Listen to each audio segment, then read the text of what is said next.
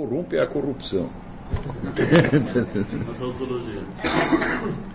Mas o que corrompe mesmo não é o poder em si, mas a pretensão de querer determinar o que é bem e o que é mal.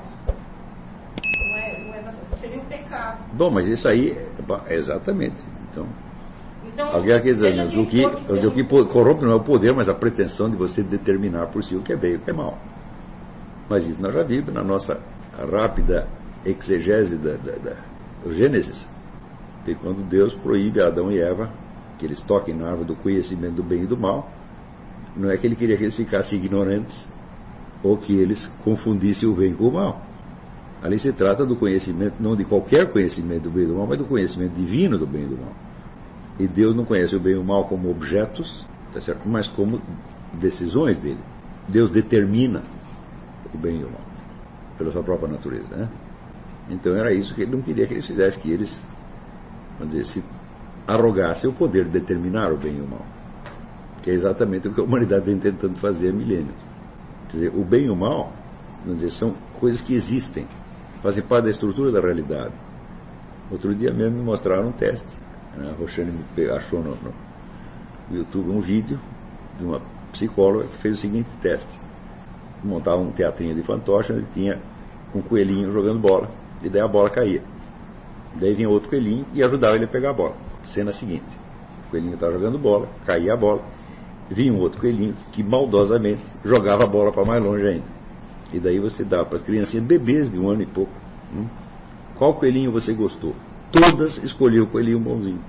Alguém ensinou para eles, foi assim, foi a moral social que se impôs aos garotos de bebês.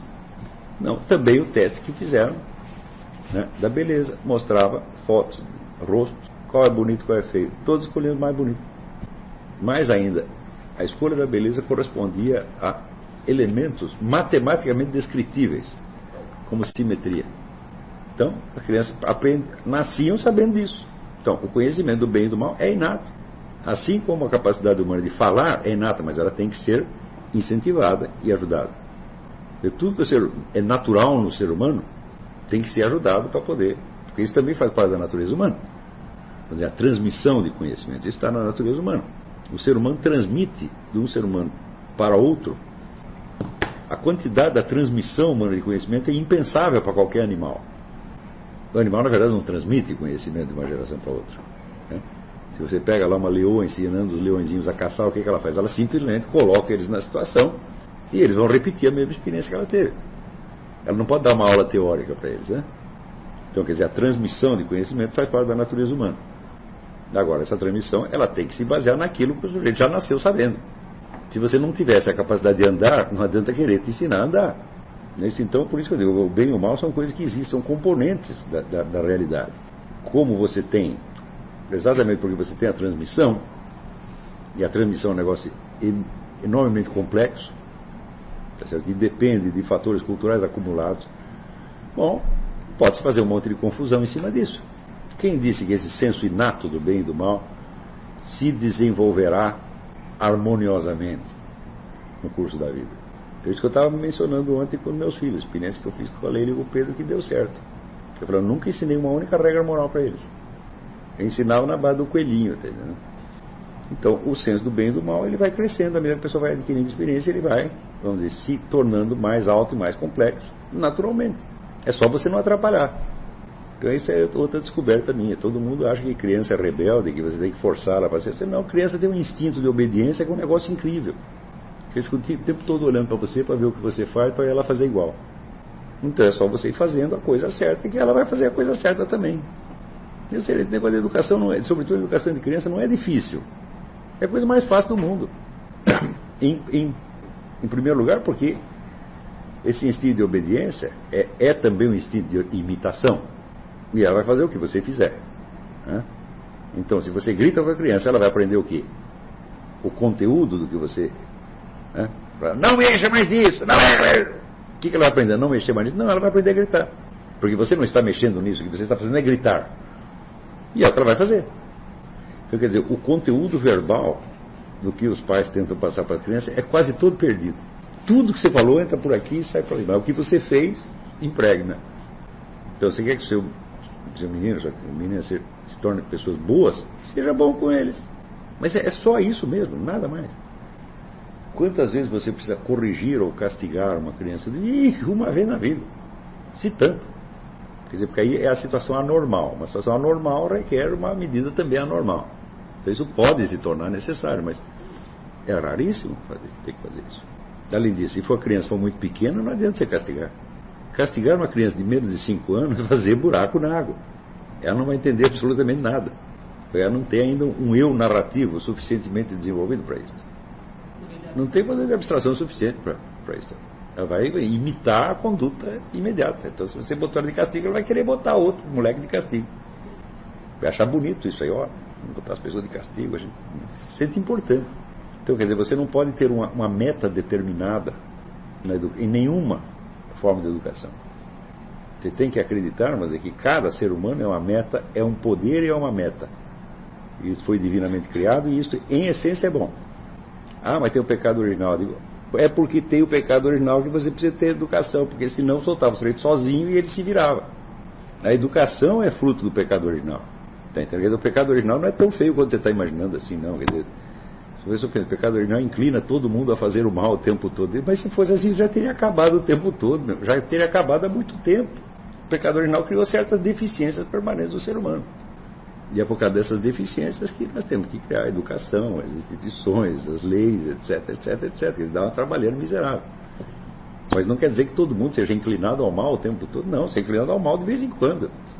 Mesmo assim, vamos dizer, eu não vejo o pecado original como uma inclinação ao mal, mas como uma deficiência. Quer dizer, um estado ontológico diminuído. Você não tem a capacidade que Adão e Eva tinham. Você é uma criatura inferior. Por causa disso, você tem que viver cercado de muletas. E no meio disso vai surgir, dizer, em certas situações, alguma inclinação efetiva ao mal. Mas agora, se você tem um filho e você já fica olhando o cara e fala, olha, esse aí tem o pecado original, só desgraçado, só está pensando, né, fazendo projetos malignos o tempo todo. E eu tenho que ficar zelando para que ele não faça mais nada. Bom, então, aí já criou o estado policial.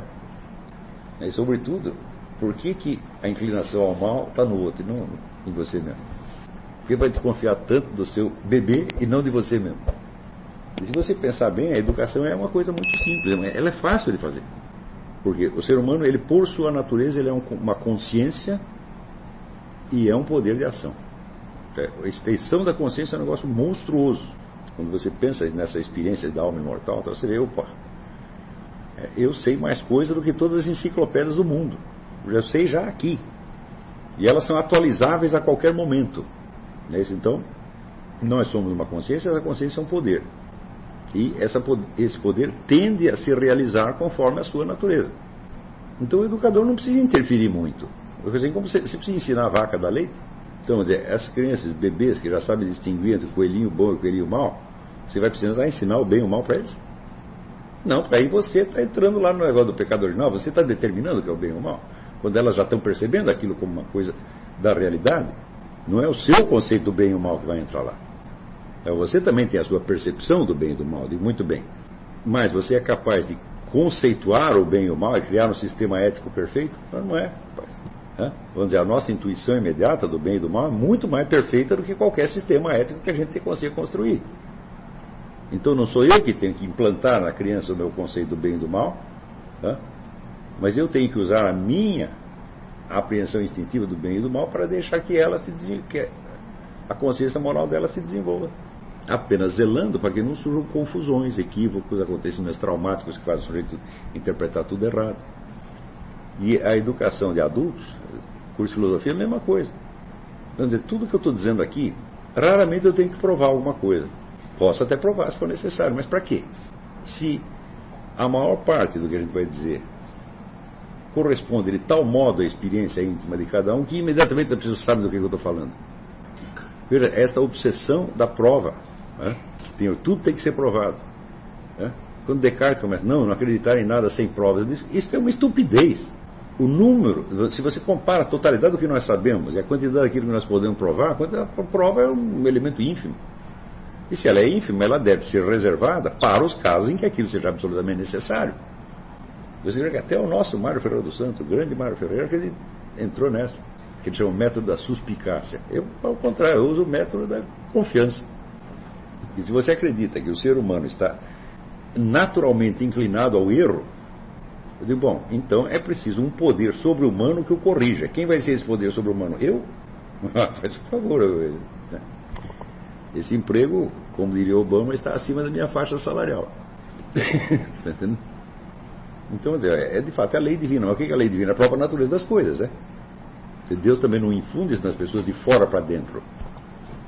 Ele infunde isso na sua própria constituição, que vem do ser dele, o ser dele que se infunde em você.